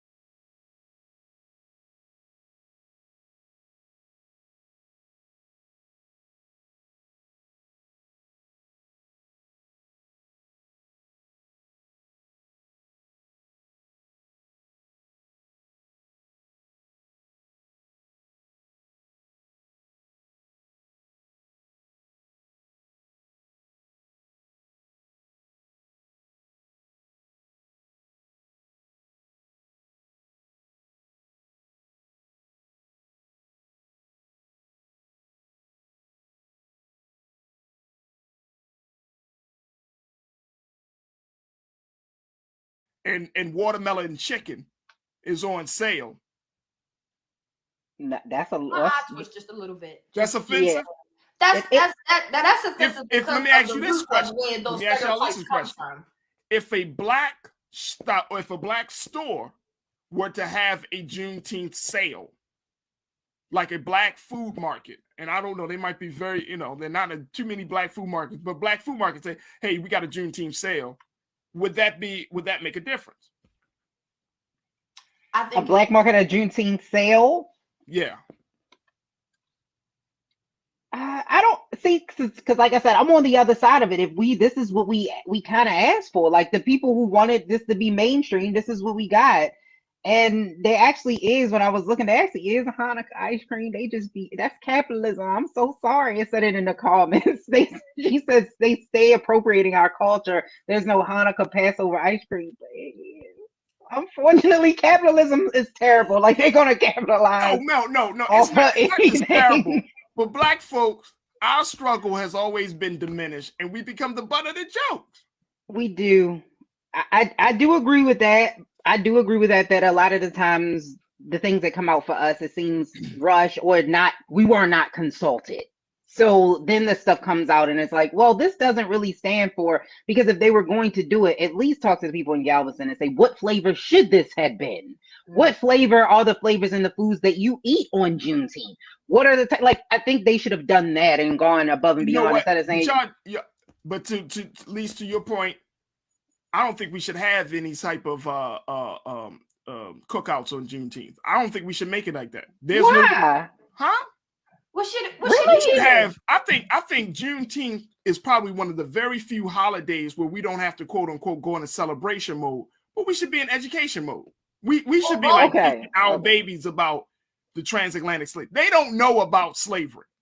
They don't. Trust and believe. Who don't know about slavery? Now, I'm talking about en masse. I think it's the perfect opportunity to be like, all right, y'all. July 4th, we always celebrating. Memorial Day, we celebrating. Birthdays, we celebrate for 2 years straight. You know what I mean? Depending on whose birthday it is. That is facts. You feel what I'm saying? Like, we always in celebration mode. And part of me is just like, yo, we don't have to celebrate. Let's celebrate by teaching these babies. These babies really don't know about the transatlantic slave trade. And I think some of them don't. A disservice by allowing this to be like, yeah, what we celebrating, mommy? What we celebrating, daddy? We shit. Black people were free, and it's like they have no connection. But that's what Juneteenth is, though. Like, it was a celebration. They did. That's what it was. After it was a celebration. Go ahead, Iman. Go ahead. I say we can do both. Both. It can be a celebration because that's what it was originally. Juneteenth was a celebration. Now we all wear that we are free. We are now everybody's gotten the news that we're free. Okay, cool. But I do understand your point as far as education, because children, especially I want to say middle school down to pre-K, kindergarten, they don't get the same dose of what slavery was that we did, or Jim Crow that we did. It's much softer now. It's an ice cream version. It's the Juneteenth ice cream version of what slavery actually was, that we knew of and we were taught. So I understand both perspectives, but make it celebration and eat. I found out a black man eating macaroni and cheese like 2 weeks ago. So I say celebrate and eat. Yeah, but my thinking is, we always celebrating, and I get it. I'm trust and believe. I'm not trying to rain on anybody's parade here or anybody's picnic, but I'm just saying, when do we start educating? You know what I'm saying? Like what holiday outside of Black History Month, right? Most of us, Black children, they know February is Black History Month. But if we want to drive home the point that Black history is every day of the year, and then this holiday comes around, then it's like, okay, because case in point, when Memorial Day comes around, do we talk about Black soldiers? No, most likely we don't. We just see it as a day off. When 4th of July come around, do we talk about Christmas addicts? No, Some of us probably don't even know who Christmas addicts is. Right.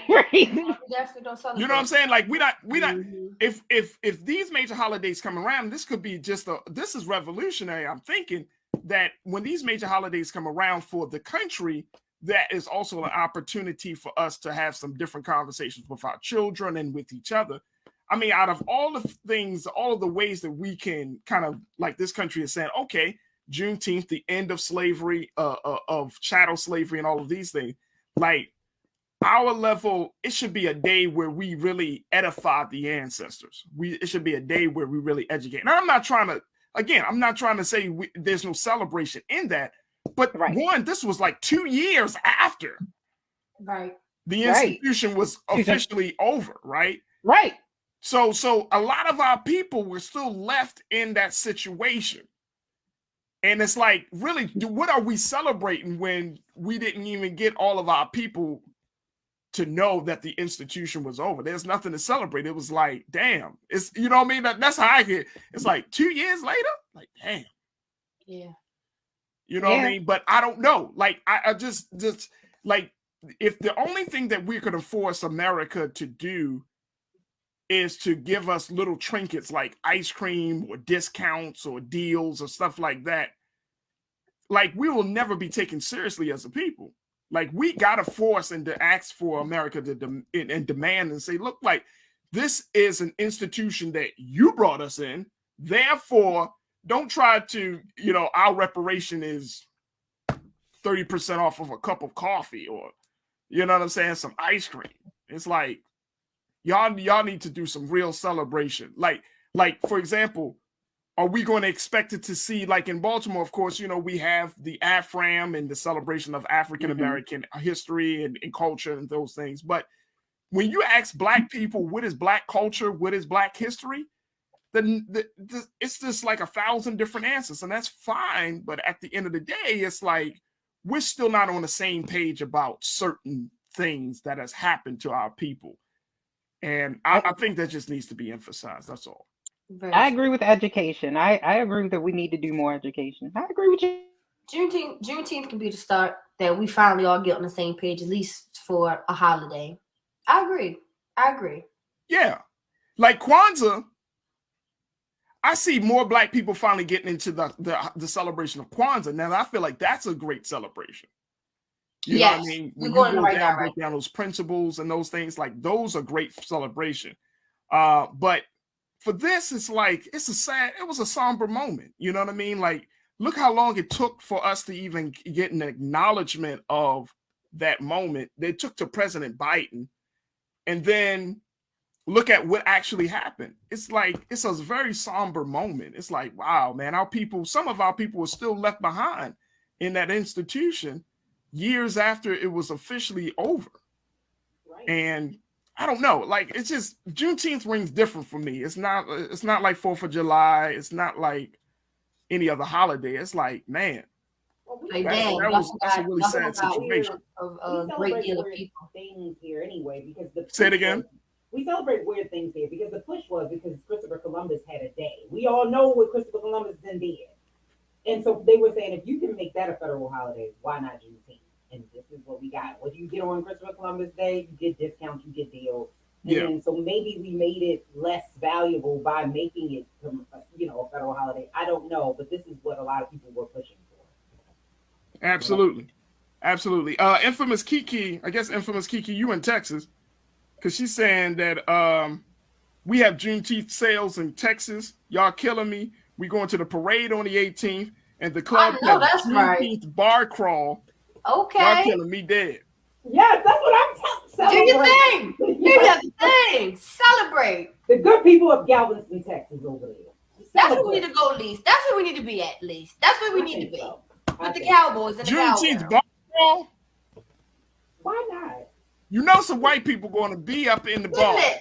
Look, I'm celebrating Juneteenth bar crawl. $2 shots of Henny. $2 shots of Hennessy.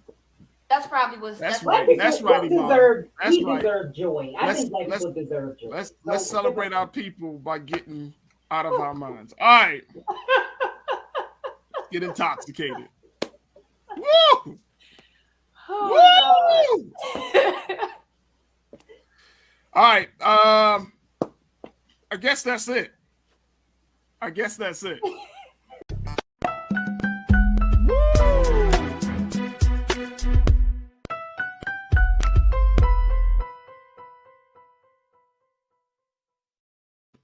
Folks, imagine this. A friend of yours, or really a colleague, has invited you to her wedding. Now, you know this colleague because you guys have, work in the same circles. You are a business owner. She's a business owner. And, you like her. You trust her. And when she invites you to the wedding, you feel honored. You feel happy. You feel like, you know what? This is not just a business relationship, but this is also leaning and working toward a personal relationship. You get to the wedding, and guess what? The wedding is beautiful. It's on the outskirts of Orlando, Florida. You're seeing the water. It's a beautiful day. The sun is shining. Everything seems picturesque. The spirit of everyone there is high. People are excited. Your friend is the bride of this wedding, and she is absolutely gorgeous. Everything is laid out. You can tell that money has been spent. All the details have been considered. So once the proceedings go forward, you're just looking forward to having a great time. The nuptials are said, the kiss has happened, and guess what? It is time to have fun. So all of these things are happening. And you're thinking to yourself, what a great wedding. What a beautiful expression of the union of my friend and her husband. Where is the food? That's what you're thinking next. Where is the food? So when it finally comes down for the food to be served, it looks delicious. The perfect type of food for a perfect day.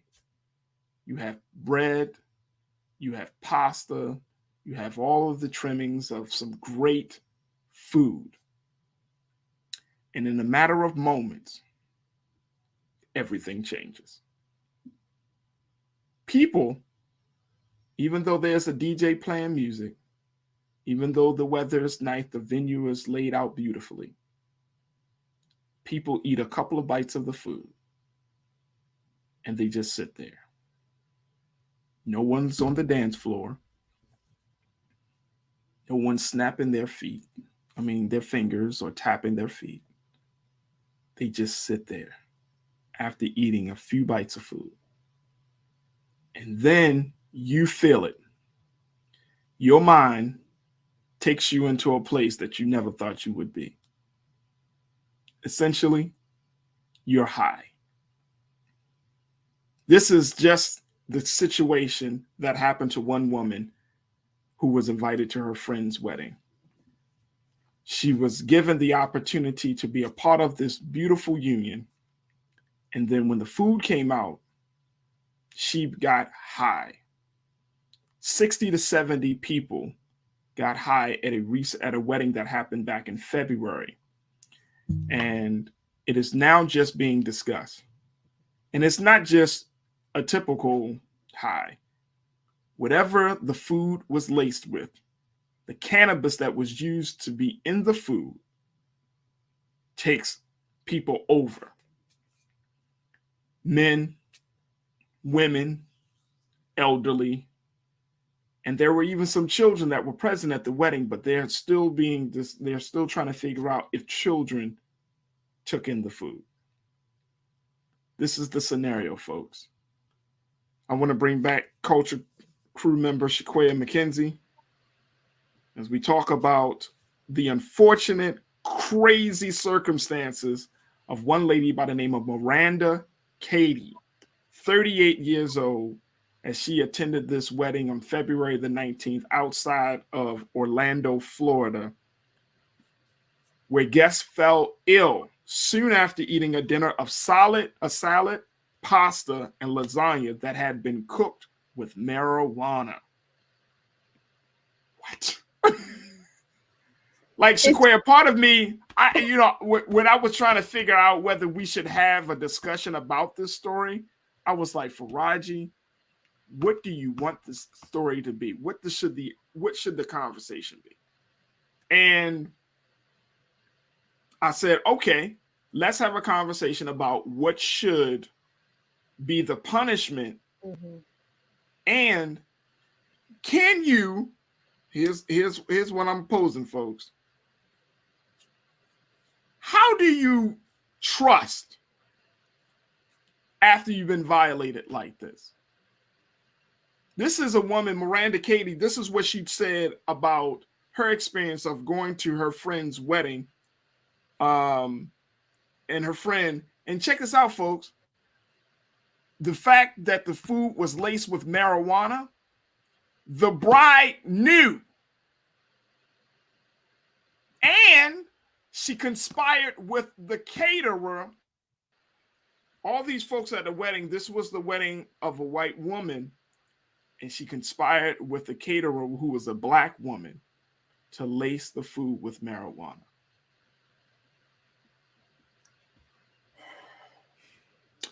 Keenan, can we put up what Miranda Katie said? She said, quote, we're all at events and gatherings regularly talking about her relationship with the bride. She said, crossing paths monthly, quarterly is a regular thing in this town. The bride has a great energy and vivacious personality. It was pretty traumatic, emotionally traumatic. She said, I'm the type of person to walk into a room and everyone's my friend. To be violated this way from someone you like and trust is really hurtful. I didn't have an option or say. Even if people avoided things like the olive oil, it was still in the bread, in the pasta. Shaquaya, there are a few things. What that the I'm hell taking would you apart. do? There's a few things I'm taking apart, and I'm just going to give it to you as it's coming to my head. If it was this potent, nobody tasted it. That's one. Two, back up for a second. Talking about punishment and consequences. If the bride requested this order from the caterer, I do not think the caterer should be held responsible. Though I understand the statute of tampering with a federal one scheduled drug carries up to a maximum of 30 years in prison. It doesn't matter who did it, who commissioned who to do it, who paid who to do it. It was done by the black woman. So I hope if people hear me, they're not thinking that I'm petitioning a consequence for the caterer because she's black. I am just thinking of the conditional responsibility that lays at the feet of those who invited the guest to have this meal and have this experience, which is interesting for me. The bride was arrested, but not the husband. So that indicates that the bride conspired in her mind.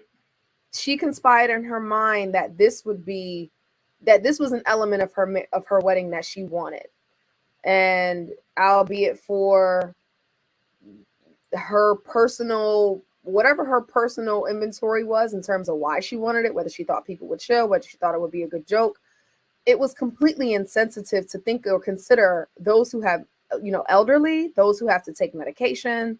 Hopefully the children didn't digest the weed-laced food, but it's just unfortunate that something that otherwise, I think if you put it online, it's just a running joke because weed, in the sense that it's so culturally acceptable. Right. There's this idea that there's no big deal, but when you smoke weed versus when you ingest weed, and depending on the type of weed it is, it can be a very extreme experience. People, weed does alter your heart rate. There can be, depending on the strain of weed, there can be hallucinogens, certainly paranoia, and anxiety. And so, check this out, and Shaquaya, to that point, like, I think you hit the nail on the head, because that's one of the reasons why I was like, okay, how should we have this conversation? Because marijuana, cannabis, is so culturally acceptable right now. We've talked about that, right? We're trying. We're literally talking about a substance that is being discussed to be legal in this country, which may be soon, right? But the fact of the matter is, I didn't see this story as a cannabis story as much as it is about trust and the violation of trust. Agreed. I think it is. You know what I'm saying? Yeah, like suppose it wasn't cannabis, but something much more severe could have been some sort of LSD. Right. You know what I'm Or saying? it could have been Or something more topically acceptable, like ibuprofen, but I still don't want someone crushing up ibuprofen in my food and giving it to me without telling me. Giving it to me, for one, without me knowing. Right. And then for two, I mean, you got 60 to 70 people at this wedding. Like I said, men, women, elderly, and children. You putting this, I mean, you cooking the lasagna, the salad got it. She said the olive oil I mean, every element, every part of the menu. No, it was a completely infused meal. Completely infused with cannabis.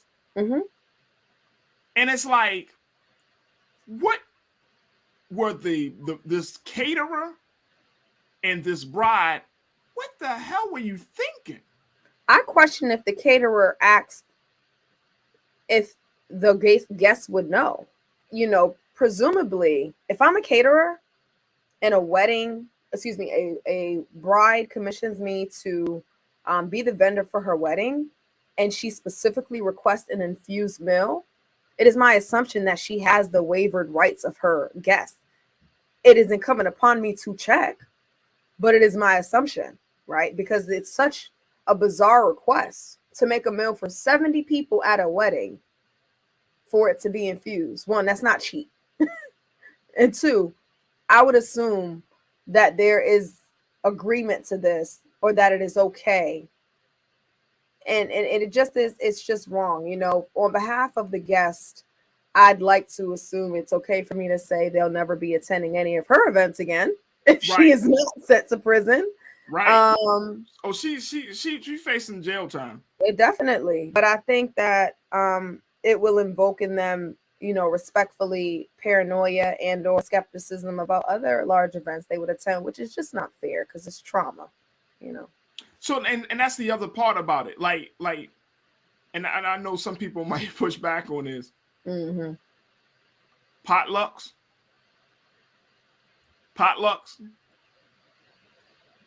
So sorry. I don't trust potlucks. I can't do it. I don't trust potlucks for. I can't do it. You know what I'm saying? Like, I'm at a point right now because my body is the way my body is set up, Shaquaya, that I need to have a level of accountability of who did what. You know what I mean? Like, when you cater somebody, at least you know, outside of what this woman did, but at least you say, okay, this is the caterer. If I have a problem, I have somebody that's going to be held accountable for it, right? Because I tasted the food came from the caterer, she's the caterer. Right. Potluck, you don't know. I don't know. And I think that's the thing. Like, this will make me so paranoid that I couldn't even trust a friend inviting me over to a small dinner. I would be like, no, I can't do that. I can't do it. Faraji, what happened? But it's such a rare and, you know, bizarre occasion. I'd hope people don't take this story to lace their concerns. Rightfully, you should be skeptical about, as you said, Faraji, unless you can truly identify where the food source is coming from. If you're not attending a restaurant, you know where it's coming from the kitchen directly.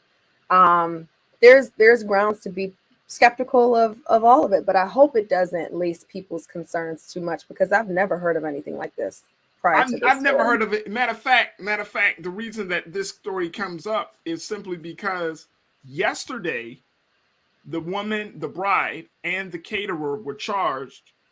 They were charged yesterday with delivering marijuana and tampering with guest food, along with the misdemeanor of culpable negligence.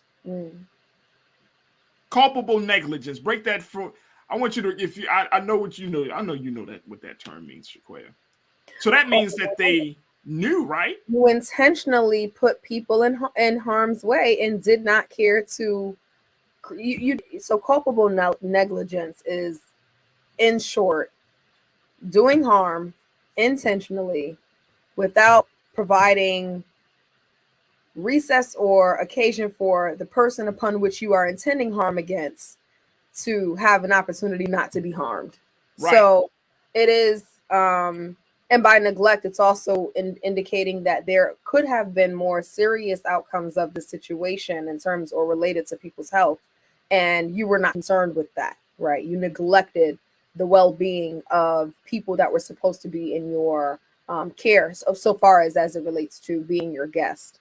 And so, right. So okay. So you knew. Now, here's the thing: the tampering charge alone, according to the documents, is a felony with a maximum penalty of up to 30 years in prison for each woman.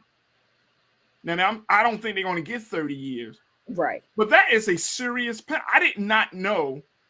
I mean, I've heard of food tampering, but I didn't know it carried I didn't either. Up to 30 years in prison. I mean, can you imagine being in prison for food tampering, and you might be in prison longer than murderers? Mm-hmm. Or longer than just as long as a rapist. Because is this tampering? I wonder if it applies to roofies or to drug-induced. It probably. Well. And so my question would be, Shaquia, do you think that is too severe for a situation like this, or is that just what these women should be facing? I think it's the sentence window, and the maximum of that is severe. I think that if neither one of them should have, especially if they don't have prior misdemeanors or felonies, they absolutely should not get 30 years in prison. Now, I'd like for there to be room to think about, probation, I'm not sure how no type of community service involving food. Not community service, but like a commuted sentence after a certain period, maybe 8 to 12 months. But it's very hard for me to think about the maximum of this penalty for this case, even though it does, there was harm. So I'm not trying to excuse that. And I certainly wonder what the guest of this wedding believed the right punishment would and should be. For the woman that was speaking in the article, she speaks more emotionally than more logically about what she thinks the consequence should be. She just knows that she was hurt, and it's hard for her to know that she was hurt by someone she trusted. But I doubt if all of these people that attended the wedding presumably loved or cared for this couple, they would want to see her in prison for long, and therefore there's room to think about, to follow the case and really see what people go on the stand and say. Let me tell you, if that happened to me, or if it happened to a family member of mine, or say my grandmother, because like I said, there were elderly people there. Right. Imagine this happening to your grandmother. I would want to issue some street justice first, and then let your ass sit in prison. You definely got to go get. You know what I'm saying? You be like you gotta get that, at least that like, you crazy. And I know that to Miranda Katie, she was like, I didn't even know. They didn't even ask me. Like some of these people probably would have gone along with it, like, put a little something extra in my plate. Cracking up as you were introducing the story, because I was rereading the story and looking at the anecdote from the individual who attended, and it's just, I think it would not have been an issue if they forewarned people and gave them the option to participate in the meal or not. But unfortunately, that's not the case, and therefore they're going to have to suffer the consequences. We shall see what those are. Let me tell you something. People, and Christopher Perkins say, no, you should never play with anyone's food. Lock her up for 30 years at least. Let me tell you something. Christopher, like, lock her up for 30 years at least. I don't know why we even talking about, black people, black people say, go all in. We ask anybody black, they're gonna be like, what? My food? Lock up. Yeah. Right. But I mean, all due seriousness, like the level of trust in violation I would feel would be way off the meter. I wouldn't be able to trust you. I wouldn't even be able to trust anybody. And it only takes one, right? I mean, this is a very serious incident. I'm not trying to make any light of the situation because it could have gone left much more than it had. But I would not be able to trust people.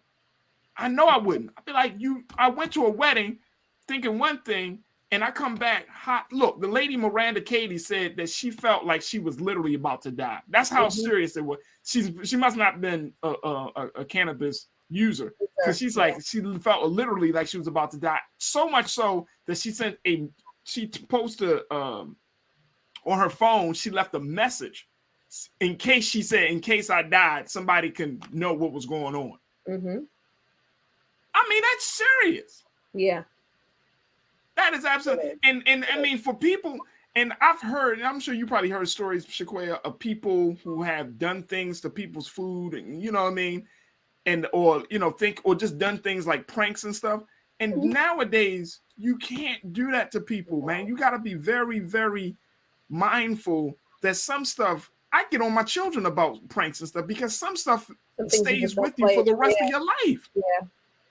You know what I mean? You because you tap into a certain, like, you can create a fear, or you tap into somebody's fear when you do certain things like that. And that's the very serious side of it. That's the very serious side of it. It is. I pulled a really bad prank as a kid one time, and it scarred me for life to know how not to play with people. And it was with food, ironically, but not used correctly. So I'll leave spirit. Right. But there's what you did it leave a scar on the person you pranked? Yeah, I was at a friend's. I was like 6 years old, and we were playing with everybody. You wouldn't be a friend of mine, Shaquaya. No. You know, everybody who goes to sleep first gets messed with. And in my 6-year-old mind, people were like putting toothpaste and ketchup on people's face, and I was like, "Oh, hot sauce!" And I put hot sauce on someone's face, and it got in their eye, and it was. Yeah, no, we don't play with people's food. We don't play with food on people. We don't. I was 6. Don't judge me. I was 6. Oh, we would not have been friends. No. The girl no. Even 30 years later, I'd be like, her in years, but guarantee like, hey, so we cool? Sorry, like, Dominique. Never cool, Shaquaya. If you're watching this, my bad, Dominique. You know it was. I was 6. It wasn't there. I was not there. But you don't play with people's food. You don't. All right, so I hope Miranda Katie and all those folks that went to the wedding of this lady, of this bride, really find. I mean, seriously, I hope they are all right. But more importantly, don't lace people's food with cannabis. I think that should be I feel like that should be pretty obvious. But I just want to make sure that for any watcher out there, don't lace anybody's food with cannabis. Yeah, no, it's just don't do those things. Don't lace people's food with nothing other than flavor and good seasoning. That's all I'm gonna say.